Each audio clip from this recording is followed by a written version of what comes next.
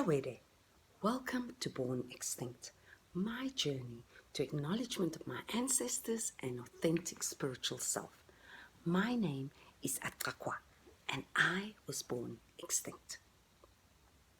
Our country is rich with history and culture, with some of the most important archaeological sites.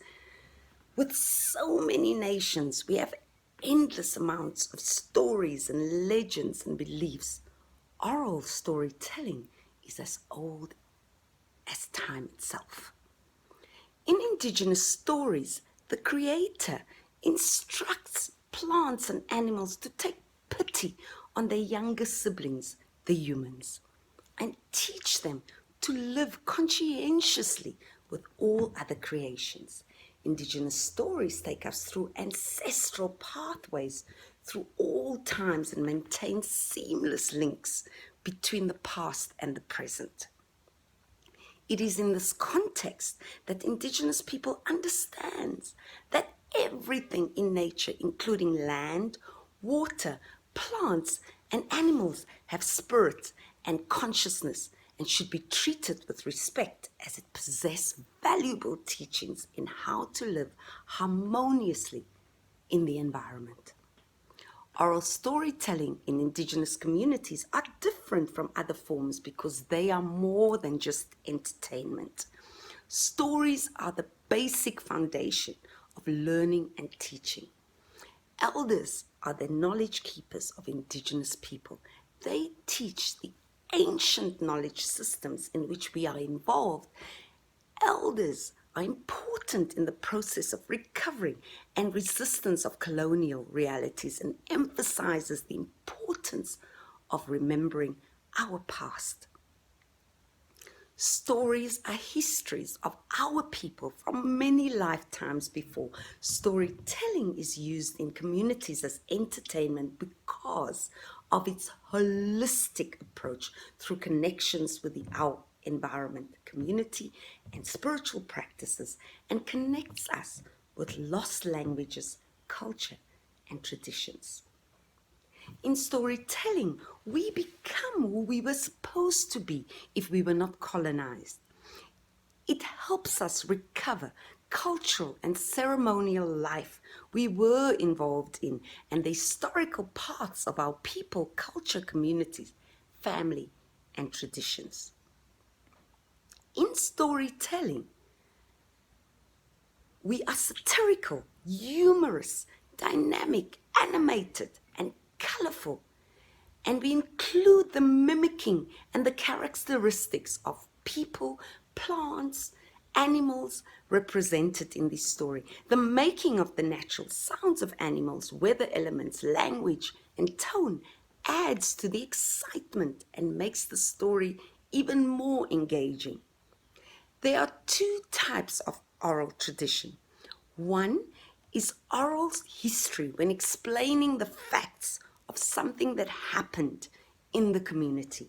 The second is more about the message than the facts. Both types are important. Oral history tells us what happened, and folklore helps us understand what people believed and how they felt about the environment in which they lived. It teaches us how rivers, mountains, and other landmarks were named, including medicines. The Khoi and the Sun believe in a world that is not restricted by colonial boundaries and scientific proof, as this has already been undertaken by our ancestors many centuries ago. The Khoi and the Sun have great reverence for water in this water-stressed country. Our indigenous names for water sources have been replaced by new names like Soutfontein, Koffiefontein, Brakfontein, Kwaggasfontein, Saaifontein, Brandvlei, and thousands of others to erase the cultures like ours which previously existed there. Water has an important cultural and spiritual meaning. Water and the protection and management of water is a custodial and intergenerational responsibility. Cultural and spiritual values include spiritual relationships, language, song, stories, sacred places, customs, water for plants and animals, and for recreational use. We believe in a world without limits and boundaries, a world where love, time, space, magnitude, and wealth is infinite. We believe in a world where everything is immeasurable. Such was the natives' understanding of their environment that they were conscientious master horticulturalists and environmentalists. They followed the seasons, never overgrazed or ever overharvested, never took too much, never hunted unless it was absolutely necessary. We used all the parts of the animal and did not cause any damage to what we already understood 10,000s of years ago as being a very fragile ecosystem. Their wealth was in the herds of cattle and livestock that they owned. That was enough. They were content. Rock art, located all over the Karoo, depicts mermaid-like creatures, suggesting that the Karoo was underwater many, many, many millions of years ago. Receding waters left us with numerous cave systems, including the Congo caves and mountain ranges, shells, pebbles, and smooth rocks, still visible today. My mother is an excellent storyteller.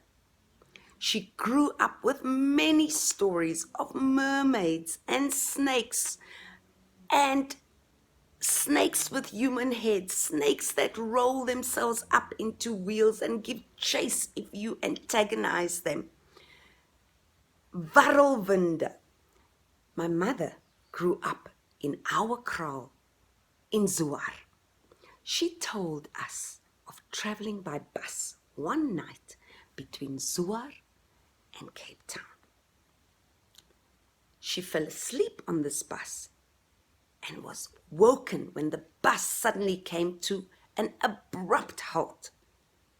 In the road in front of the bus laid a huge black snake with the head of a white man.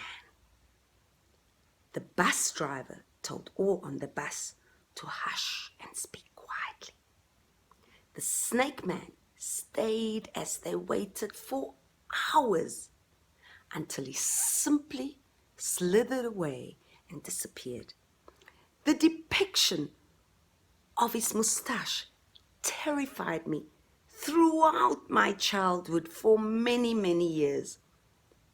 My mother told me another story of the snake man, who was a carnivore with a huge appetite. He came into the kraal at night when everyone's asleep, and he massacred and ate the sheep. It was impossible to defeat the snake man, who only moved on once all the snakes have been killed and eaten.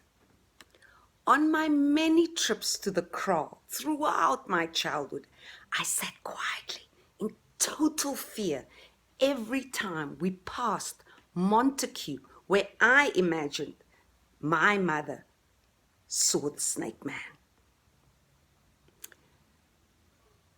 The mermaid of the Karoo. I have never seen.